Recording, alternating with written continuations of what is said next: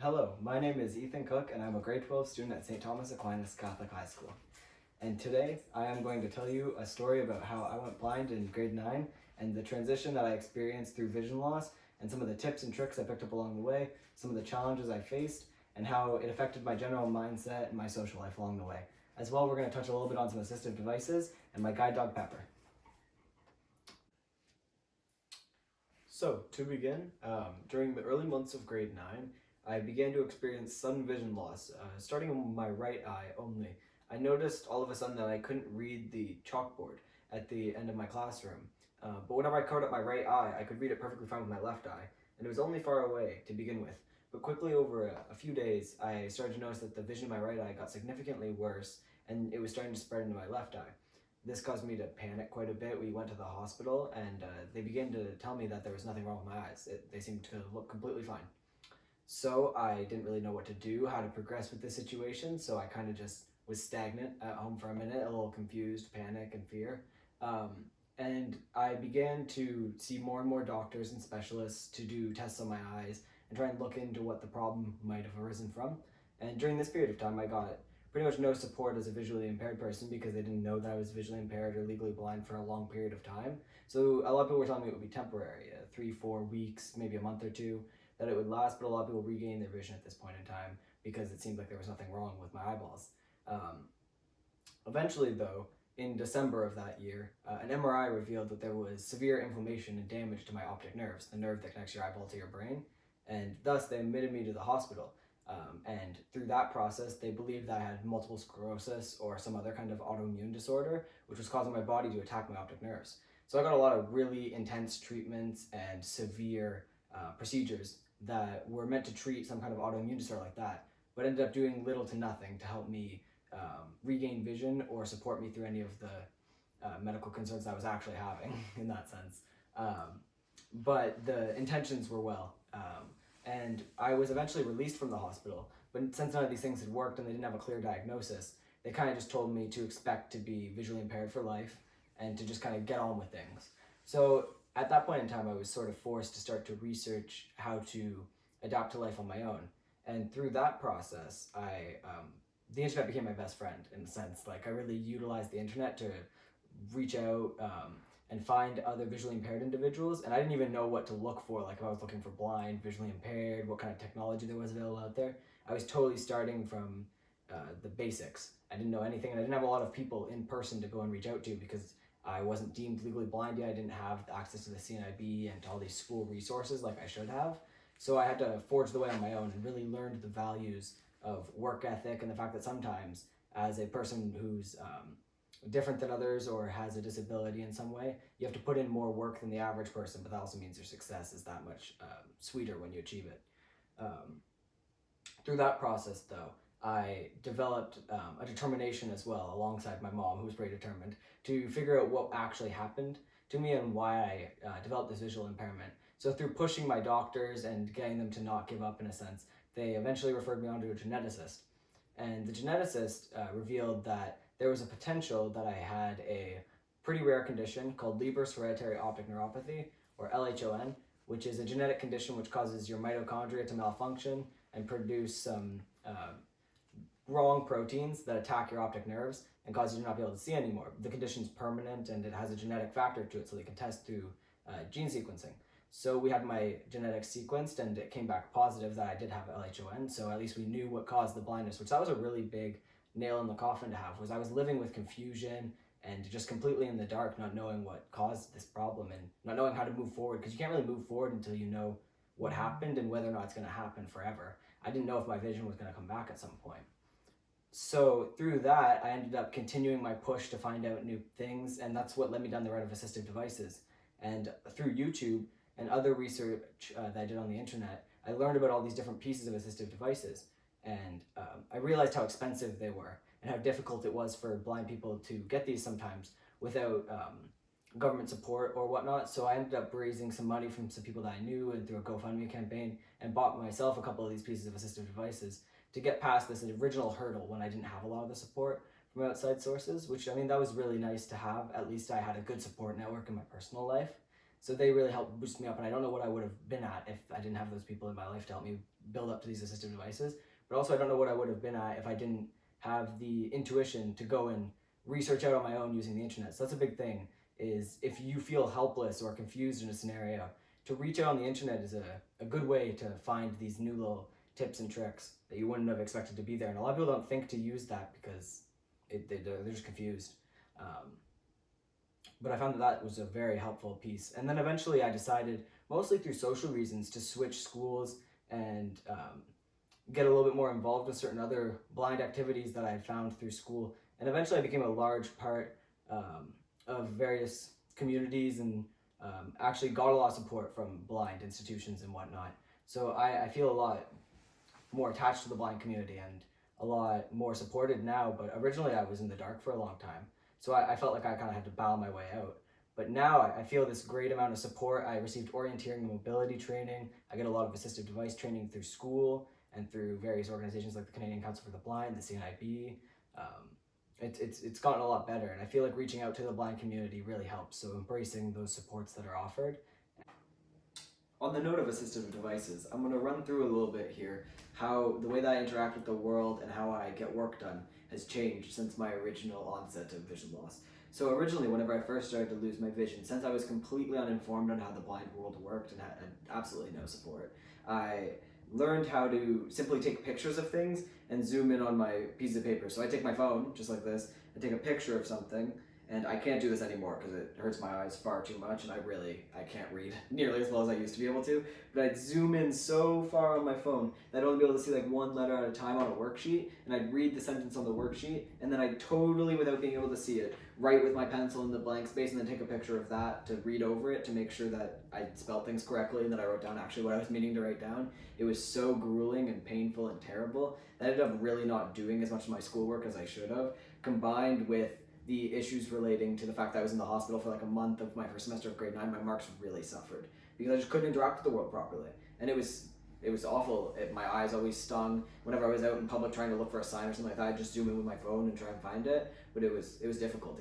The phone didn't work as well as I wanted to, especially since I wasn't even using a proper magnifier app. I was just using the camera app, zooming in, and my phone wasn't meant to do that properly. So then eventually, after I found out about more of the technologies through my internet research and got into the GoFundMe, I tried a few different pieces of technology, including like New Eyes glasses, various magnifiers using actual glass and things like that. But one of the pieces that I found to be the most helpful was this Looky 10 magnifier. It's just a digital camera magnifier of types. They make them from all sorts of different companies. But I found it to be incredibly useful at that point in time. And eventually I upgraded to a Prodigy magnifier through school at St. Thomas and used that for a long time. But this was really how I got a lot of my work done. Was I'd sit this on top of my pages and I'd write underneath it, and it was a lot more ergonomic because it was actually meant to stand up this way, and I didn't have to constantly take a new picture and then zoom in. It really upped the amount of workflow that I could get done. And as well, I started doing more tasks on the computer through school. So I'd use, I didn't have Zoom Text at first, I just had the magnifier on Windows, but I eventually bought Zoom Text for the $1,000 or so that it's worth, and it really upgraded my workflow as well on the computer, was just adding that slight bit of voice into it. And really that's been a big thing as I transition through these various steps, is getting more and more comfortable with using less and less vision. Even if I was still capable of using that vision, at times it's not worth the stress and the slowdown that's caused by wanting to use more and more of your vision, when using a less visually intensive method's a lot better. So transitioning from magnifier to Zoom Text really helped there too. Another big one was starting to use a cane. That was really hard for me in the beginning because I almost found it to be like a middle of the fact that I was blind and like carrying a big red flag almost, like attracting all the attention towards me, which might not have necessarily been the case, but that was just the feel that I got from it. So I had a hard time. I was a little bit embarrassed to use it for a while, and I bet other people could feel that off of me, feel that little bit of embarrassment, the nervousness that I had coming off of me while using it. So using this it was really helpful. It helped my safety. The orienteering mobility training that I got for using a mobility cane was very beneficial, and also pursuing getting a guide dog later on. But the biggest thing to me was about the social aspect of it. And that was really useful to transition into that because it made me feel more comfortable in my skin being a visually impaired individual as well, because I had to tell everybody about it. I couldn't go to the store and fake it because my eyes haven't really changed much, and because I still had enough vision to get around for a long time using my peripheral, because LH1 only causes central vision loss, I could not have to use the cane for quite a while. So then moving on more into getting into voice things, I started to use audiobooks as well, using such things as like Daisy digital readers, like this Victor Stream reader here, and I utilized JAWS on my laptop to start to get more and more voice oriented, which I found to be a really good feature because it took away a lot of the stress on my eyes and the headaches that I would get, and that was really nice. So I then started to transition as I lost a lot more vision. At about the end of grade 10, transitioning into grade 11, I lost a lot more vision and couldn't use a lot of the technologies I was using previously, like the Zoom and whatnot. So I had to completely transition away from using things like the Lucky 10 to using more of a JAWS-based workflow, and also started to learn Braille. So I originally learned Braille using the Perkins Brailler, the old school style, and using a Braille label maker quite a bit. This became an incredibly useful tool in my life though, as I was originally learning Braille just to read signs and elevator buttons and pieces like that. So I brailled most of my house, such as my microwave buttons over here, because these flat buttons that are almost like touchscreen style, they're super difficult to use for blind people. And before I used Braille, I would use these little like bump stickers, but the Braille lets me know what every single every single number is on the microwave and the start-stop buttons and whatnot. They're on the stove too, everywhere in my house. So this has been a super useful one for at school, at home, everywhere that I've pretty much been able to find places to label things. So I use Braille a lot now, and I was originally planning on just using it for signs and things like that, but as I learned more and more of it and realized how useful it was, especially in scenarios where I couldn't necessarily use the screen readers because I needed to like take jot notes for a presentation or something, the Braille became super useful and I wanted to learn more of it. So I've advanced my learning a lot farther than I thought I would, beyond signs and simple things. And I've learned a lot of the contractions and now really could read a book in literary Braille, etc. So I've now started using a Braille Note Touch Plus, and I'm starting to look into other Braille displays to use my computer and my iPhone with Braille. And to talk about the iPhone actually, a big transition that's gone on there too is I no longer have to use the magnifier and the camera features as much anymore. I use a lot more blindness features and a voiceover based system instead. So I'm using my screen reader all the time to navigate, and I use apps like Seeing AI and Be My Eyes to help me. Instead of stressing and struggling over all these little things instead, where I would have just ignored them or given up, I actually use some of the supports and assistive devices to help me. So that's probably my biggest tip is, when you can, search out an assistive device to give you more independence, and don't be afraid to learn more about them or not invest yourself in them because they're too complicated or they're too expensive. There's lots of programs out there to help, so really do your research on assistive devices. They changed my life for sure. Next, I'd like to talk about a few of the mindset changes that I've developed throughout my journey through sight loss, and about how that's kind of developed into the mindset that I use today to approach everything in life, and not just issues relating to vision loss. So the biggest one that I'd say I learned through vision loss was to not be afraid to grow as a person and develop in a different way and not try and fit the mold and form of society and be fitting in with the cool kids or whatever you want to call it, like associating with that mold. I learned that it's okay to be different and grow and figure out what matters to you and what's the most important to you as a person. Like a big one that I learned was that I developed a lot more introspective and reflective thinking while I started to lose my vision, and while I had to do all these different things than everyone else. It really matured me as an individual, and I learned what was more important to me than simply skateboarding or doing other things that the average teenager does. I realized that to me, relationships were a lot more important, and that becoming a better sibling and a better member of my family and things like that were more important. So sometimes it's okay to realize that being different in every way isn't a bad thing. Not just being different as having a disability. A lot of us want to take that difference and try and fit in as much as possible so that that one difference isn't as exaggerated. But you're already different. It's already going to be the case. I mean, you have to use a cane or a wheelchair or whatever the physical disability involves, or whatever any kind of disability or difference involves. It doesn't really matter. No matter what, you're going to be different anyway, so why not embrace that? And I mean, everyone can kind of take that mentality in a sense, is that it's okay to be different, it's okay to be yourself, and not to be afraid to fit into these molds and whatnot. Another big mindset piece that I'd say vision loss kind of developed throughout me that a lot of people can take in mind is that you oftentimes have to work harder than other people to succeed to the same extent, and that's just the case of life. Like, it's not equal. It likely won't be equal at any times in our lives. Like, equality is a constant effort. It's not a moving target. It's not a steady target. Things will not be truly equal for a long time. So you will have to work harder to get to the exact same point as other people. I mean, if you look at the unemployment rates or the graduation rates of people with disabilities, they are a lot lower than the average public. It's because you have to work harder. You're not at an equal standing point. So if you learn that you need to work harder in that slight amount, it drives you, it pushes you forwards. The big thing though is that you have to understand that when you do succeed and when you get to see that you're at the top and you don't have to feel weak and vulnerable and at the bottom anymore, it really is, it's rewarding. That hard work pays off, that work ethic pays off, the dedication pays off. And I mean, it works well in every part of your life, because the things that you aren't affected by through vision loss, like writing or music or whatever, you take that work ethic that you've put into every other thing in life and you apply it to that, and you can succeed past what anyone else can do. So even if people don't know that you're blind, like for instance, marks in school, I've accomplished decently high marks in school. I'm an honor roll student, and applying to university, my universities didn't know that I was a blind student, but I still got early acceptance with scholarships, and that felt beautiful. It felt amazing to see that hard work that I had put in pay off, to the point where they thought that I was just a regular student, just like everybody else, no disability, no disadvantage, and they deemed me to be an excellent student and whatnot. Like, I'm not trying to brag here, but I'm just saying that it was so rewarding to know that that hard work pays off.